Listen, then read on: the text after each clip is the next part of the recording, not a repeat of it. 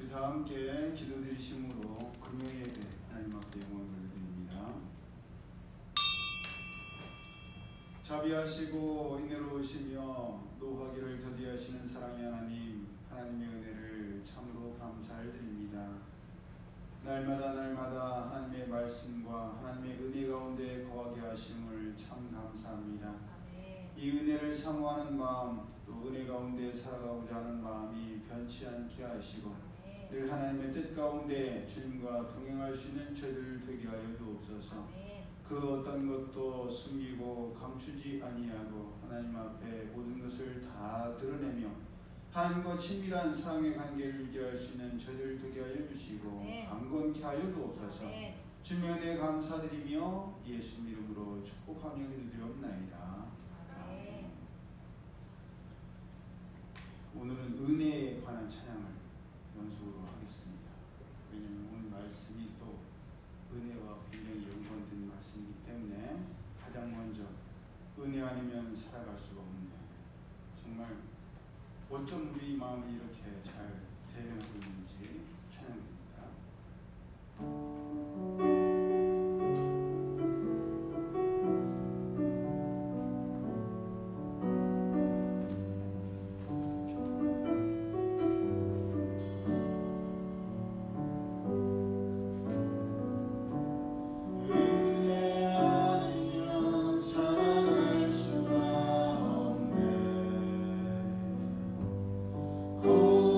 마저도 다 주의 것이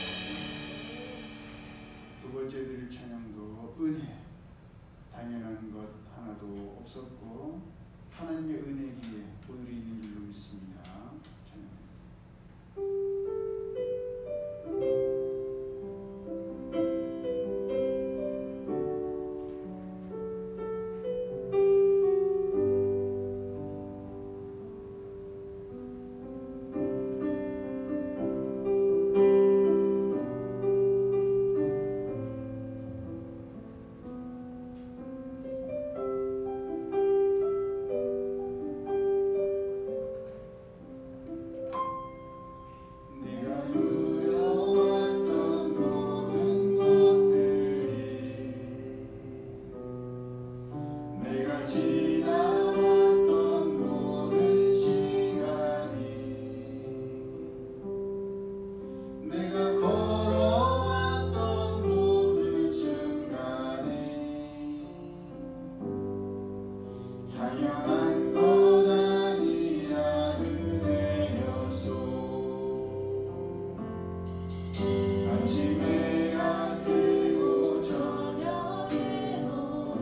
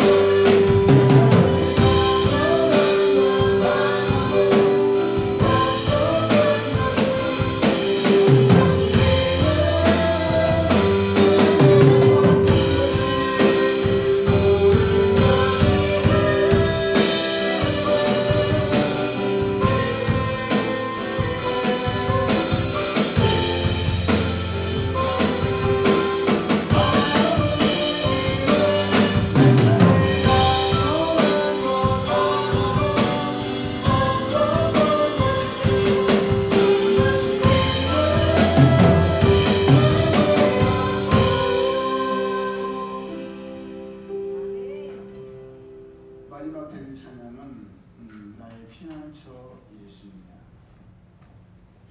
우리가 마지막까지도 의지할 분은 주님이시지만 또 우리도 하나님 아버지를 위해서 우리의 손과 발과 우리의 모든 것을 다 드려야 될 줄로 믿습니다.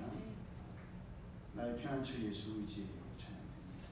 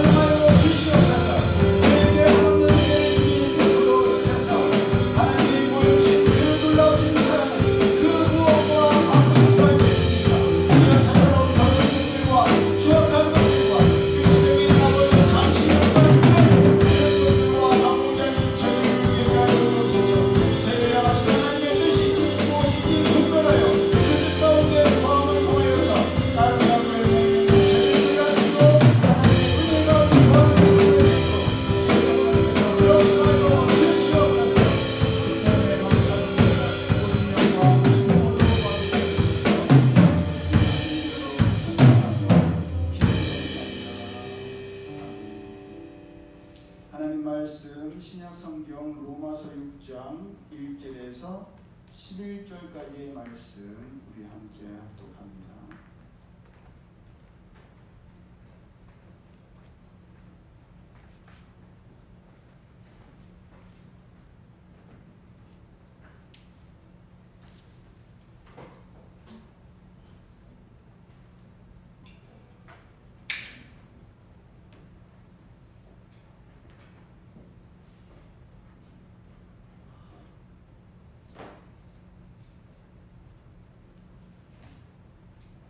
신약성경 로마서 6장 1절에서 11절.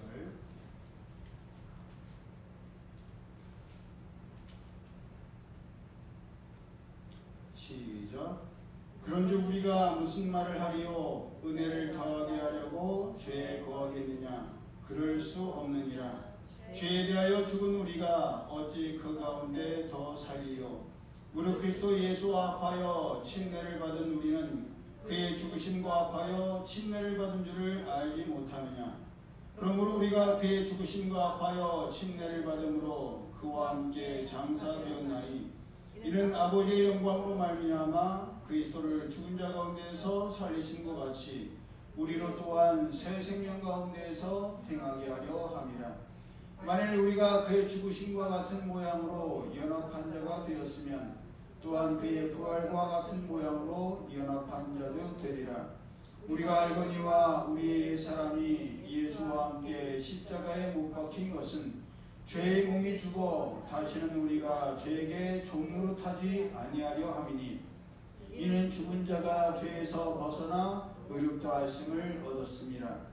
만일 우리가 그리스도와 함께 죽었으면 또한 그와 함께 살 줄을 믿노니 이는 그리스도께서 죽은 자 가운데서 살아나셨음에 다시 죽지 아니하시고 사망이 다시 그를 주장하지 못할 줄을 알미로라. 그가 죽으심은 죄에 대하여 단번에 죽으시며 그가 살아계심은 하나님께 대하여 살아계심이니 이와 같이 너희도 너희 자신을 죄에 대하여는 죽은 자요 그리스도 예수 안에서 하나님께 대하여는 살아있는 자로 여길지어다. 아멘. 우리가 함께 합독한 말씀을 본문으로 완전히 죽어야 새롭게 삽니다 라는 제목으로 함께 은혜를 나누기를 원합니다. 우리가 하나님의 뜻 가운데 살지 않고 하나님의 뜻을 어기며 하나님의 뜻에 반하는 삶을 살 때에도 하나님의 아들이신 예수님께서 우리를 위해 죽으심으로 하나님과 우리를 하나 되게 하셨으니 세번역 성경에는 화목하게 하셨다라고 되어 있습니다. 이제 하나님과 하나가 되어서 하나님과 화목하는 삶을 살아가는 우리를 위해 하나님께서 아까워하실 것이 무엇이겠습니까? 그렇게 우리는 더욱더 하나님의 은혜 가운데 거하며 성령님의 하나 되게 하신 것을 힘써 지켜야 합니다.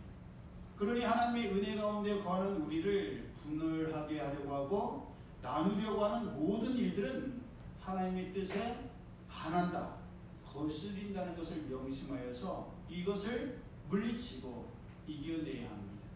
하나님의 은혜 가운데 하나됨을 힘써 지키는 우리 모두가 되기를 예수님의 이름으로 축복합니다. 네. 아멘. 예, 간단해요. 하나 되고 연합되게 하시는 것은 하나님의 뜻이요 사랑으로 서로 연결되는 것도 하나님의 뜻인데 그것을 깨려고 하는 것은 다 분열시키려고 하고 나누려고 하는 것은 마귀의 공작인 것을 우리는 명심해야 합니다. 하나님께서 창조하신 최초의 인류였던 아담 한 사람이 순종하지 아니함과 죄로 말미암아 모든 사람이 죽음에 이르게 되었음을 우리는 잘 압니다. 그러니 율법이 있기 전에 하나님의 말씀이 있기 전에 이미 죄가 세상에 있었음을 우리는 알 수 있습니다. 그렇게 율법은 마치 오늘날에 우리가 손에 통증이 와요. 부러졌나? 금이 갔나? 이게 어떤 건지를 잘 모르겠는데 그럴 때 뭐를 하죠? 병원에 가죠. 당연히 병원에 가서 뭐를 해요? 네, 엑스레이를 찍죠. 일단 뭐 CT나 MRI는 굉장히 위험하다라는 생각이 들 때 찍는 것이고, 보통 엑스레이를 찍죠? 예, 엑스레이를 찍습니다. 엑스레이를 찍음으로 인해서 그 금이 간 상처나 부러진 곳이 낫습니까? 그것은 아니죠. 문제가 생겼고 금이 갔고 부러졌다는 것을 판단할 뿐입니다. 그처럼 엑스레이가 발명되기 전에도 사람들에게 병이 있었고 다친 곳이 있었지만 그것이 병인지도 몰랐고 또 어디를 어떻게 다쳤는지 몰랐는데, 엑스레이가 발명되면서 어디가 어떻게 이상하고 아픈지를 정확하게 알게 되었고 진단하게 된 것처럼, 하나님의 말씀을 통해서 율법이 있기 전에는 죄가 죄인 줄을 몰랐던 것입니다. 그런데 율법을 통해서 뭐가 죄인지, 뭐가 잘못된 것인지를 알게 되었고, 뭐가 잘못인 줄을 아는데 그것을 고칠 의사도 또 고칠 만한 능력도 우리에게 없기 때문에 더욱더 하나님의 은혜가 절실하게 되었으며 하나님의 은혜를 사모할 수밖에 없게 된 것입니다.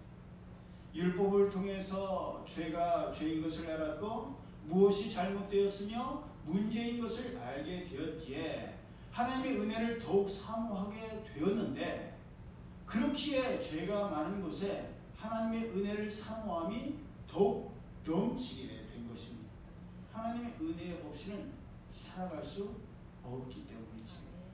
그래서 오늘을 살아가는 우리도 은혜 아니면 살아갈 수 없다라고 늘 찬양 드리며, 찬양만 드리는 것이 아니라 우리 스스로의 고백도 하나님의 은혜 없이는 살아갈 수 없다라고 고백드리는 것이지.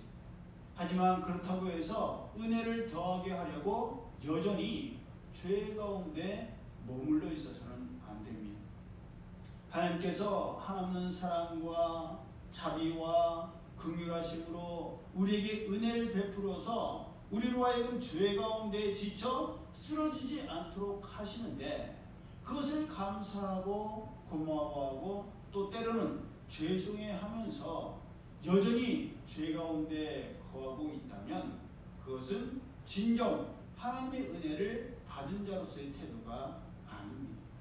정말 감사하고 정말 고맙고 너무나도 죄송하다면 죄악의 자리에서 벗어나야 하고 박차고 나와야 하는 것입니다.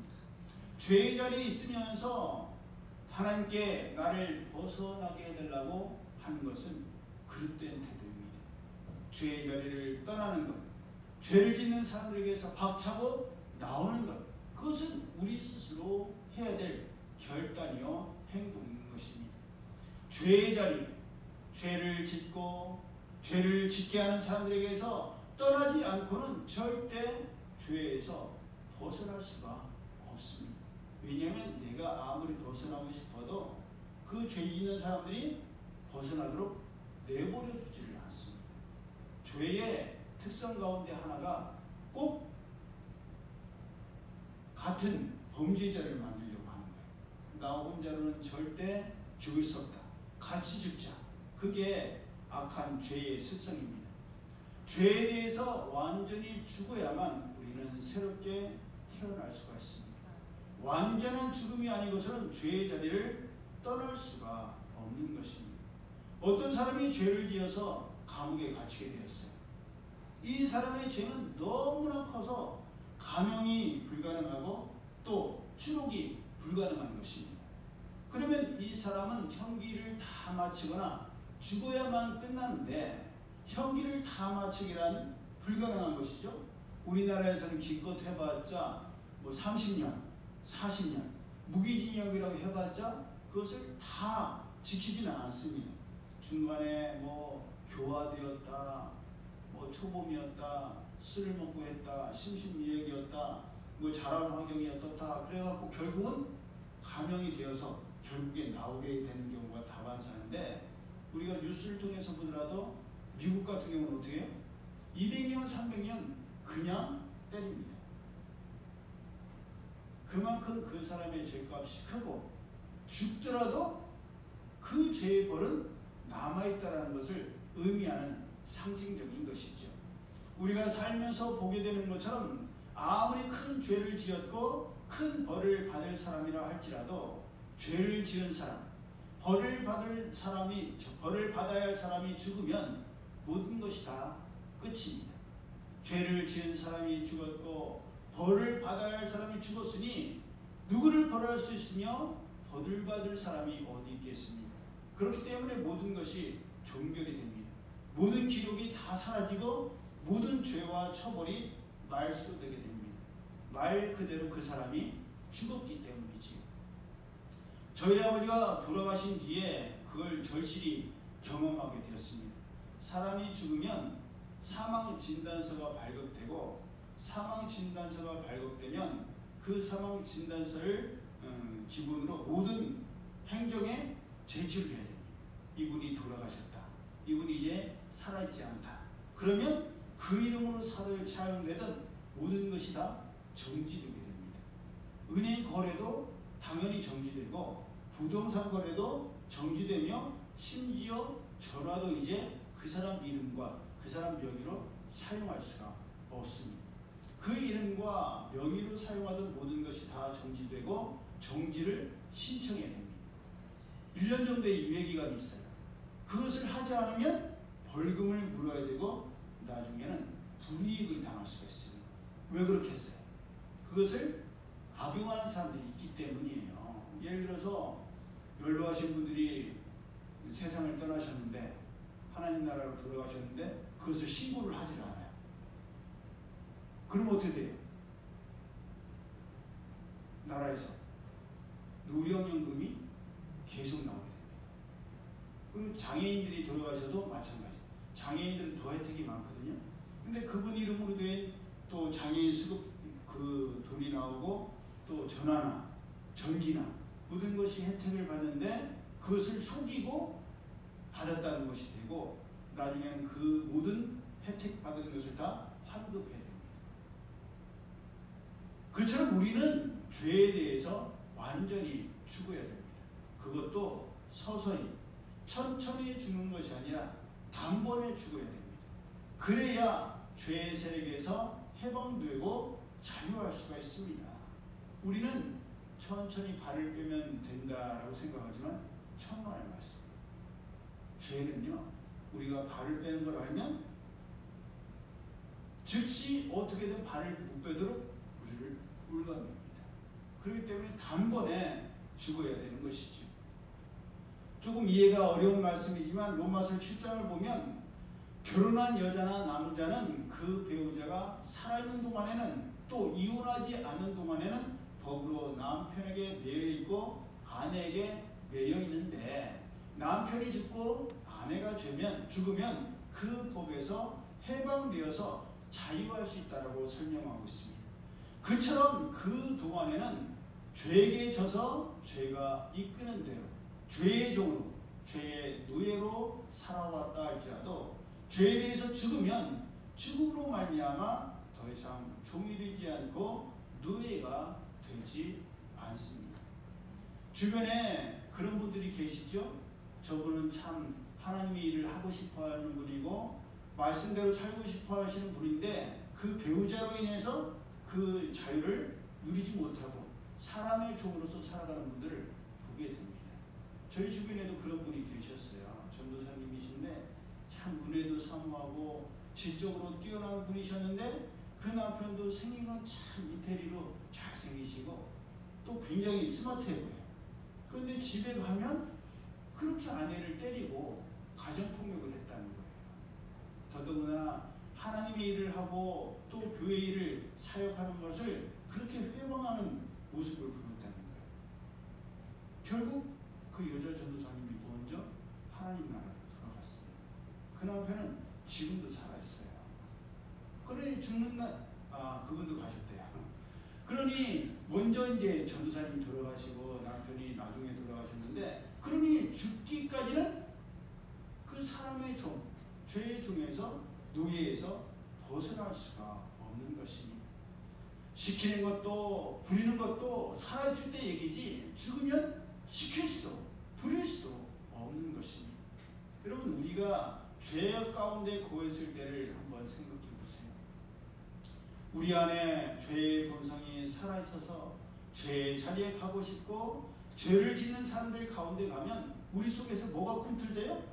욕심이 꿈틀댑니다. 옛 습성이 꿈틀대어서 나도 모르게 속에서 움찔움찔하게 돼요. 저도 예전에 그 습성을 버리지 못했을 때 평상시는 상관이 없는데 친구들이 오랜만에 얼굴 좀 보자고 해서 얼굴 보러 갔다가 뭐 식사 자리는 자연스럽게 그냥 밥을 먹으니까 그거는 자연스럽게 되는데 친구들이 노래방 가자 하고 노래방에 가면 그냥 듣다가 보면 저도 모르게 옛날 생각이 나는 거예요. 옛날 불렀던 노래 다 잊고 있었는데 갑자기 옛날 노래가 생각나면서 오랜만에 나도 한번 해볼까?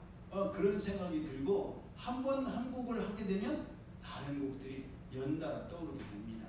그러니 우리가 죄 가운데 죽으면 그런 욕심과 욕망들도 죽게 됩니다. 죽게 되면 더 이상 살아있는 것이 없으니 끌려갈 일도 없어졌고 그런 자리에 가기 전에 있었던 욕망도 사라지니 더 이상 욕망이나 죄성의 마음들이 우리의 주인 노릇을 할래야 할 수가 없습니다. 바라는 것이 있으니 자꾸 이끌리게 되고 눈치를 보게 되고 그 상대에 따라서 움직일 수밖에 없는데 바라는 것이 없어지면 어떻게 돼요? 거기에 움직일 필요가 없어지는 것이지요. 그러니 우리 가운데 있는 죄성이 죽어야 되고 우리 속에 있는 욕망들이 죽어야 됩니다. 그 죄성이 죽고 욕망이 죽으면 죄의 모든 것들에게서 풀려날 수 있고 해방되어 자유할 수가 있습니다. 더 이상 바라는 것이 없으니 그 말에 좌지우지될 일가 없는 거예요. 더 이상 눈치를 볼 필요가 없게 됩니다. 새벽마다 노트북을 켜서 찬양을 틀기 위해서 유튜브를 켜는데 얼마 전부터 계속해서 젊은 사람들이 스스로 목숨을 끊었다는 뉴스들이 꼬리에 꼬리를 물고 있습니다. 영화 아저씨에 출연했던 국민꼬마 그 김세론 양이 자살했다는 소식이 들리더니 18일에는 무한도전에 출연했다는 스타 육아 강사가 스스로 목숨을 끊었다는 안타까운 소식이 들렸습니다. 저는 무한도전을 보지 않기 때문에 어떤 분인지를 모르는데 유튜브를 보려고 하니까 떠서 알게 되었어요. 그분도 그러시더라고요.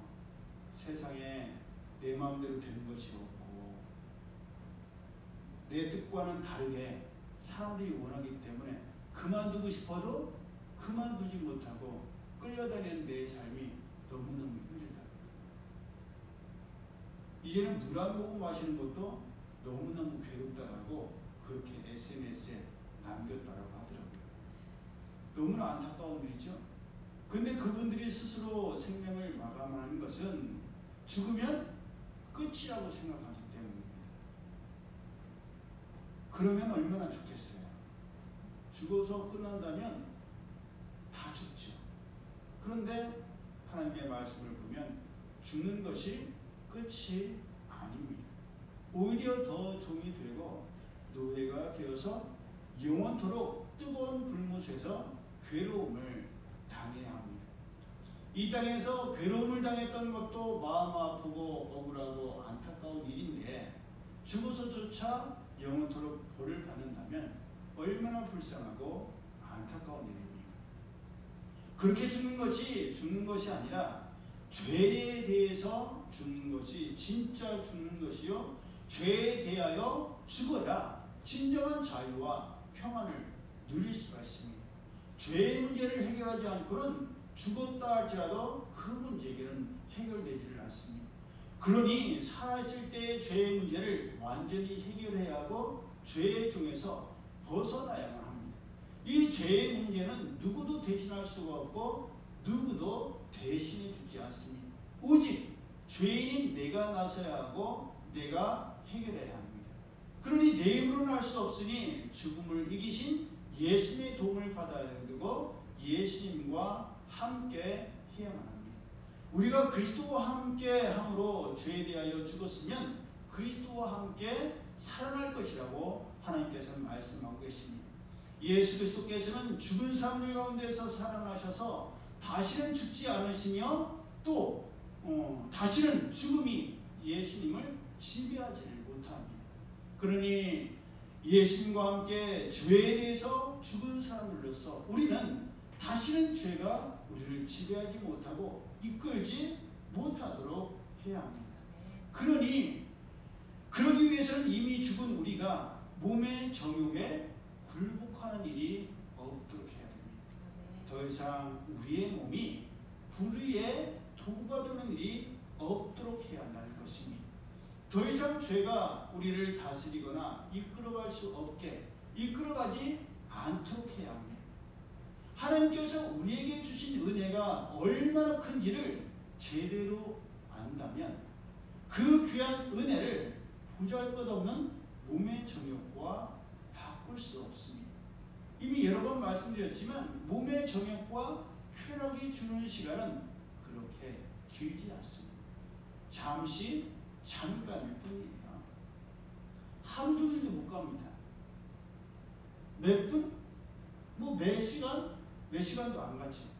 그뿐만 아니라 그 뒤에 밀려오는 허탈감과 적외감은 이루 말할 수 없이 추하고 더럽습니다. 마셔도 해결되지 않는 바닷물을 마시는 것 같고 마실 땐 좋은 것 같고 행복한 것 같아도 어느샌가 우리의 몸을 비둔하게 하고 망가뜨리는 설탕물과 같습니다. 마실 땐 행복하고 좋은데 금세 살이 찌고 몸에 예상치 못한 질병들이 발생하는 것과 같습니다. 오늘 뉴스를 들으니까 탄산음료의 매출이 확 줄어들었대요.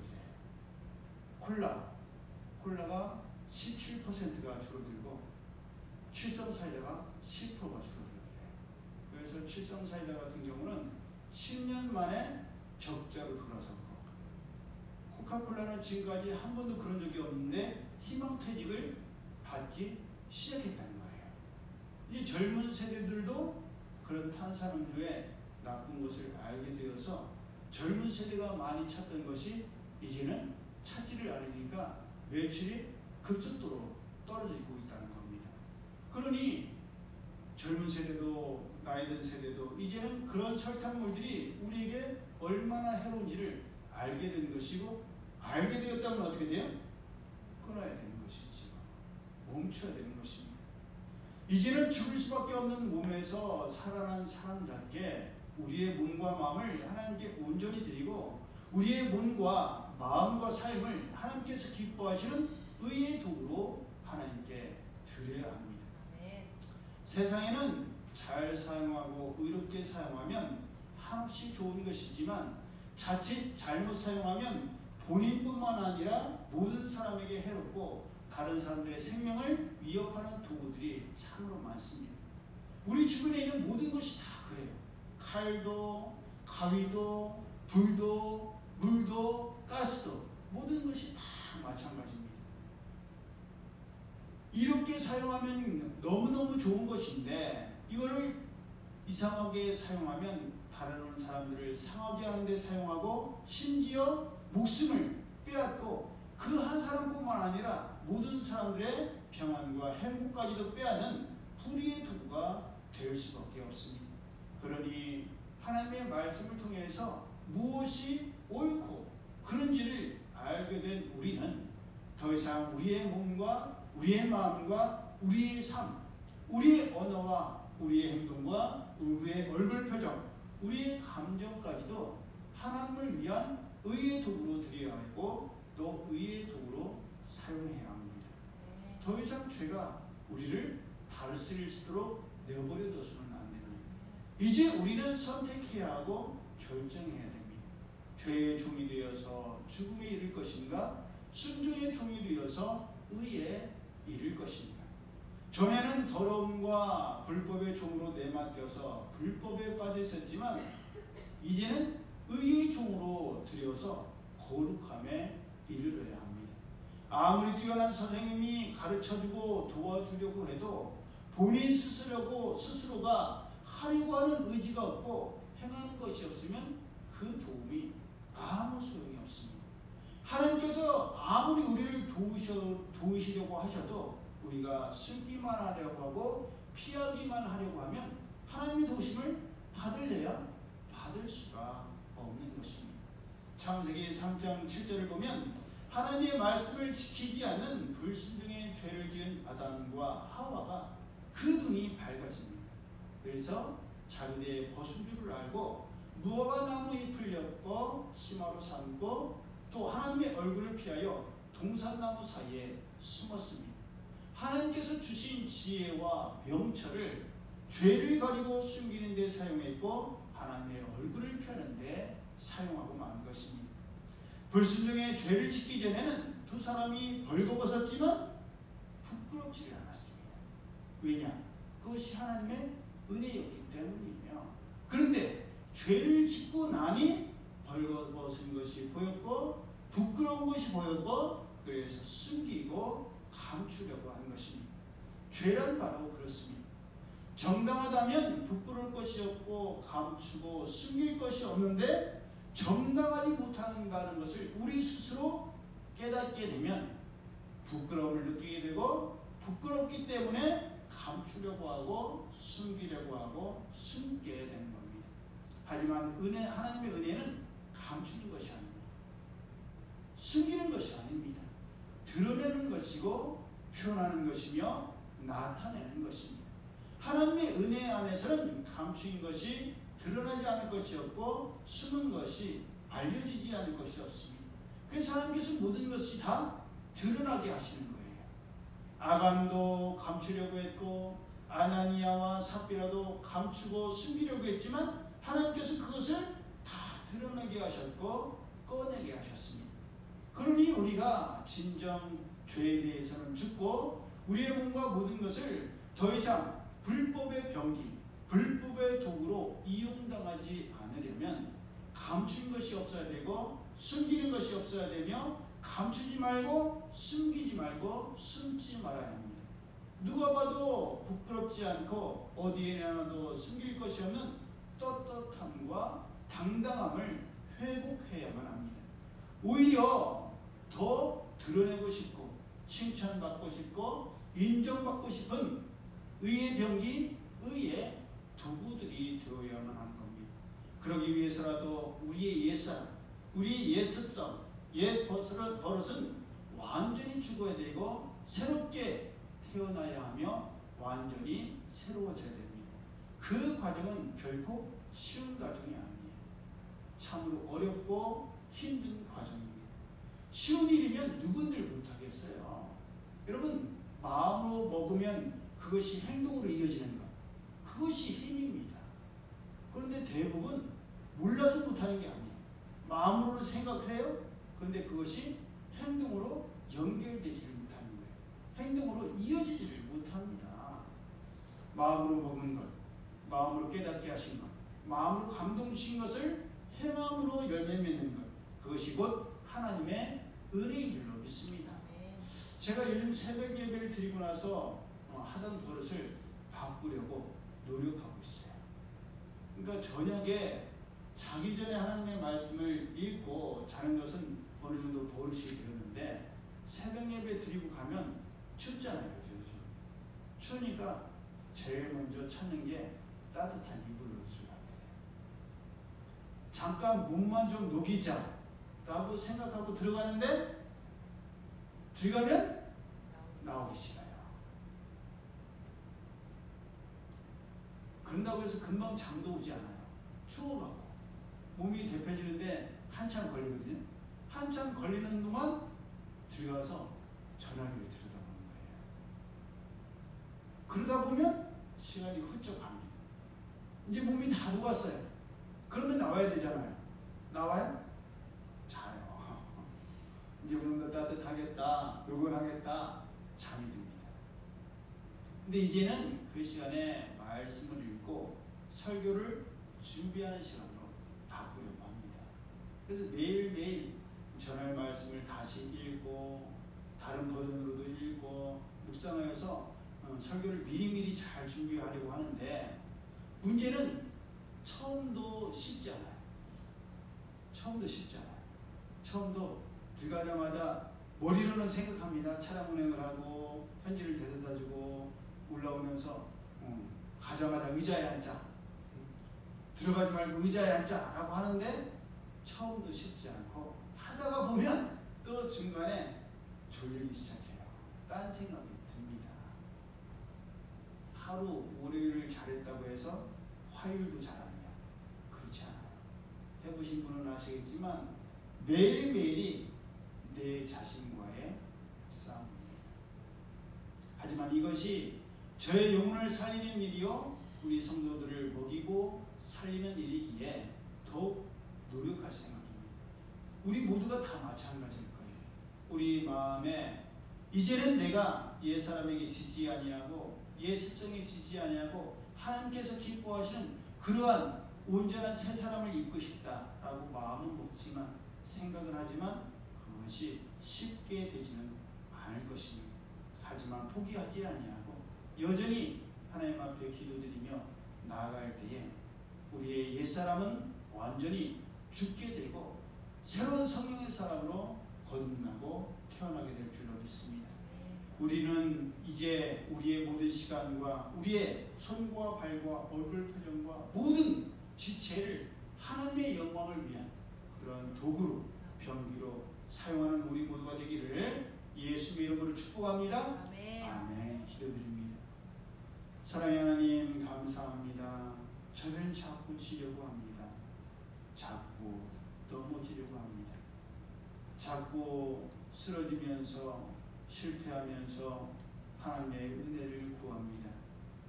하나님의 은혜가 있었기에 그나마 여기까지 왔습니다.